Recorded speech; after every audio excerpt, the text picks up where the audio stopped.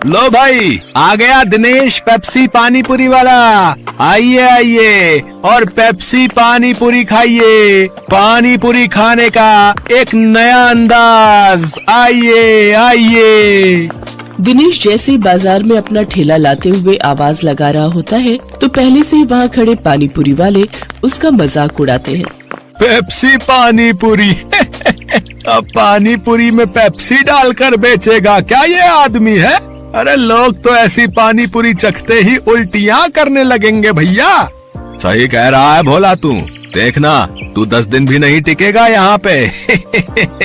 सभी पानी पूरी वाले उसका मजाक उड़ा रहे थे, लेकिन ग्राहक उसकी तरफ हैरानी से देख रहे थे। अरे देख तो नेहा, कोई नया पानी पूरी वाला आया है। चल तो सही, इसकी पेप्सी वाली पानी पूरी चख कर आए, आखिर ये होती कैसी है। हाँ हाँ चल। अरे भैया जरा हमरे लिए एक एक प्लेट लगाना तो। वैसे कितने का एक प्लेट? जी सिर्फ 20 रुपए प्लेट। फिर जैसे ही काजल और नेहा उस पानी पूरी को अपने मुंह में रखती है, वो तो खुशी से पागल हो उठती है। अरे वाह वाह वाह वाह, इसका पेप्सी वाला पानी पूरी तो बड़ा ही कमाल का है रे। क्या स्वाद है, मजा ही आ गया। क्या लाजवाब मजेदार पानी पूरी है। अरे इसके आगे तो सबकी पानी पूरी फेल है। सुनो भाइयों बहनों, इस पेप्सी पानी पूरी वाले की पानी पूरी तो लाजवाब है। सब खाओ, दिल खोल कर खाओ, लेकिन भैया हमरे लिए पहले एक एक प्लेट और लगाओ। उन दोनों के इतना कहते ही दिनेश के ठेले के आसपास भीड़ लग जाती है। सभी उसकी पानी पूरी को चखने के लिए बेताब हो जाते हैं। भैया मेरे लिए जल्दी से एक प्लेट लगा दो भैया। अरे अभी तू ठहर भैया, है तू मेरे बाद आया था, पहले मैं खाऊंगा। हाँ भैया मेरा। अरे अरे सब्र करो भाई, सब्र करो। मेरी पेप्सी पानी पूरी तुम सबको मिलेगी, ठीक है? दिनेश की पेप्सी वाली पानी पूरी ने सब पर ऐसा जादू चलाया कि उसका धंधा जोरों से चल पड़ा। उस दिन के बाद वो जैसे ही ठेला लगाता उसकी कमाई शुरू हो जाती। अगर कुछ महीने ऐसे ही कमाई होती रही तो वो दिन दूर नहीं जब मेरे बंटू का इलाज हो जाएगा और वो पूरी तरह ठीक हो जाएगा। बंटू दिनेश का 7 साल का बेटा था और उसके दिल में छेद था। उसके ऑपरेशन के लिए डॉक्टर ने काफी खर्चा बताया था। दिनेश जब भी शाम को घर लौटता तो बंटू अक्सर उससे पूछता, पापा आपने मेरे इलाज के लिए पैसे जोड़ लिए क्या? अब कुछ ही महीनों की बात है बेटा, मैं जल्दी ही तेरे इलाज के लिए पैसे जोड़ लूंगा। ऊपर वाले की दुआ से अपना पेप्सी पानी पूरी का धंधा बहुत अच्छा चल रहा है। सच्ची पापा? फिर तो मैं भी आपके साथ खेल सकूंगा, दौड़ूंगा, भागूंगा और आप देखना फिर तो रेस में मैं ही फर्स्ट आऊंगा। दिनेश की बीवी संध्या जब भी अपने बेटे को ये कहते सुनती तो वो कहती, तू बिल्कुल भी परेशान मत हो बंटू, मैं रोज मंदिर जाकर तेरे ठीक होने के लिए भगवान से प्रार्थना करती हूँ। तू देखना भगवान तुझे बहुत जल्द ठीक कर देंगे। एक दिन दिनेश के ठेले पर हीरू नाम का अधेड़ उम्र का आदमी उसकी पानी पूरी चखने आता है। वो नशे में होता है, तभी उसकी नजर दिनेश के गले पर जाती है। किसी ने ठीक ही कहा था इसके बारे में, इसका गल्ला तो लबालब नोटों से भरा हुआ है भाई। हीरू एक ठग, शराबी और जुआरी किस्म का आदमी था। उसका काम ही लोगों को ये सब बुरी लत लगाना था। दिनेश के भरे गले को देखने के बाद हीरू उससे कहता है, अरे सुना है कि तेरे बेटे को कोई बड़ी बीमारी है अभी, है? और उसके इलाज के लिए तुझे लाखों चाहिए? हाँ भाई सही सुना है, मुझे मेरे बेटे के इलाज के लिए कई सारे पैसों की जरूरत है। तो तुझे क्या लगता है इस ठेले से तू लाखों रुपए कम समय में कमा पाएगा? इसके लिए तो तुझे कई साल लग जाएंगे। हाँ लेकिन इसके अलावा मैं और कर भी क्या सकता हूँ भाई? देख इसमें मैं तेरी मदद कर सकता हूँ। अगर तुझे हफ्ते भर में ही 5 लाख रुपए कमाने हो तो मुझे आकर मिल लेना। ये रहा मेरा पता, ठीक है ना? अच्छा अब मैं चलता हूँ, ठीक है भाई? आखिर ऐसा कौन सा रास्ता है इसके पास जो ये मुझे एक हफ्ते में इतने पैसे कमा कर दे देगा? खैर मुझे क्या, मुझे तो बस अपने बेटे के इलाज के लिए पैसे से मतलब है। एक काम करता हूँ, एक बार जाकर इससे मिल ही लेता हूँ। यही सब सोचकर एक दिन दिनेश जाकर हीरू से मिलता है। हीरू उसे ऐसे सपने दिखाता है कि दिनेश ज्यादा पैसे कमाने के लालच में उनके साथ जुआ खेलने लग जाता है।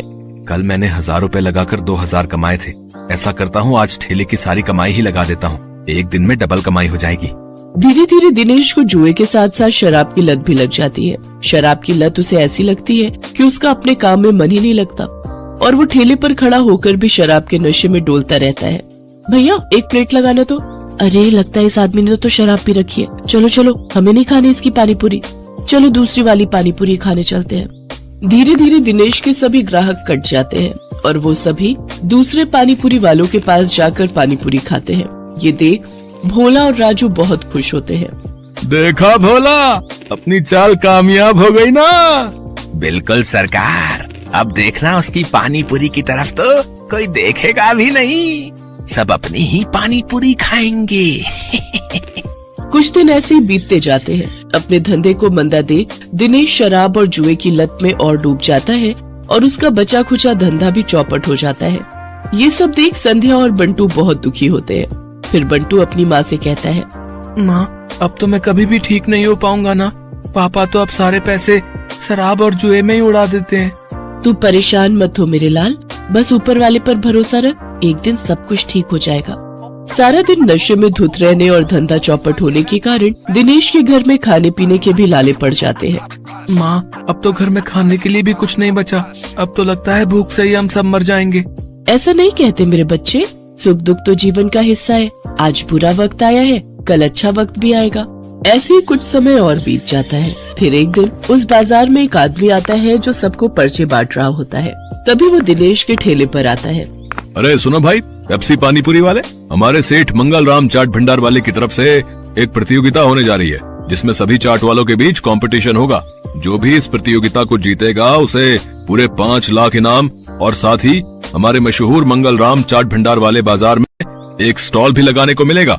मंगल राम चाट भंडार बाजार, वहाँ तो बड़े बड़े लोग आते हैं चाट खाने के लिए। अरे तभी तो कह रहा हूँ, अगर जीत गए तो रोज की अच्छी खासी कमाई होगी और 5 लाख मिलेंगे वो अलग। मंगल राम चाट भंडार कोई ऐसी वैसी जगह नहीं थी, बल्कि शहर का फेमस चाट बाजार था, जहाँ शहर के बड़े बड़े लोग चाट खाने आते थे और कई टूरिस्ट भी वहाँ आते थे। उस बाजार में चाट लगाने वालों की अच्छी खासी कमाई होती थी। लेकिन ये सब बातें जानते हुए भी दिनेश उस प्रतियोगिता में कोई खास दिलचस्पी नहीं दिखाता। मंगल चाट भंडार है तो मुझे क्या, मैं जहाँ हूँ वहीं ठीक हूँ, मुझे इन सब से कोई फर्क नहीं पड़ता। उधर भोला और राजू उस कंपटीशन के बारे में सुनकर आपस में कहते हैं, सुन भोला, इस कंपटीशन को तू जीते या मैं, मुझे कोई फर्क नहीं पड़ता, बस कोई और नहीं जीतना चाहिए। हाँ भाई, बस एक उस दिनेश का ही डर था, लेकिन वो तो हमारी कृपा से फेल हो चुका है, तो अब हम दोनों के अलावा उस कंपटीशन को कोई जीत ही नहीं सकता। अगले दिन हीरो भोला और राजू से मिलने आता है। क्यों भाई, मान गए ना मुझे? आखिर मैंने शराब और जुए की लत लगाकर उस दिनेश के धंधे को चौपट कर ही दिया भैया। तुम्हारे एक बार कहने से ही तुम्हारे दुश्मन को कैसे ढेर कर दिया मैंने। अगर वो ढेर नहीं होता तो हमारा धंधा आबाद कैसे होता भाई? उसकी पेप्सी पानीपुरी ने तो हम लोगों का धंधा ही चौपट कर दिया था भाई। तभी उनकी ये सारी बातें दिनेश सुन लेता है और अपने किए पर उसको बहुत पछतावा होता है। मैं भी कितना बेवकूफ था जो इन पाखंडियों के झांसे में फंस गया और बर्बाद हो गया, लेकिन अभी भी कुछ नहीं बिगड़ा है। मैं इन सबको मजा चखाऊंगा, मैं इस प्रतियोगिता में हिस्सा जरूर लूंगा। यही बात मन में ठाने दिनेश उस चाट प्रतियोगिता में हिस्सा लेता है और अपनी पेप्सी वाली पानीपुरी की रेसिपी से इस कॉन्टेस्ट को जीत लेता है, जिससे उसे 5 लाख का इनाम मिल जाता है। साथ ही मंगल चाट भंडार में स्टॉल लगाने के लिए जगह भी। इनाम से मिले पैसों से वो अपने बेटे का इलाज करवाता है। बंटू पूरी तरह से ठीक हो जाता है और वो भी दूसरे बच्चों की तरह खेल कूद करने लगता है।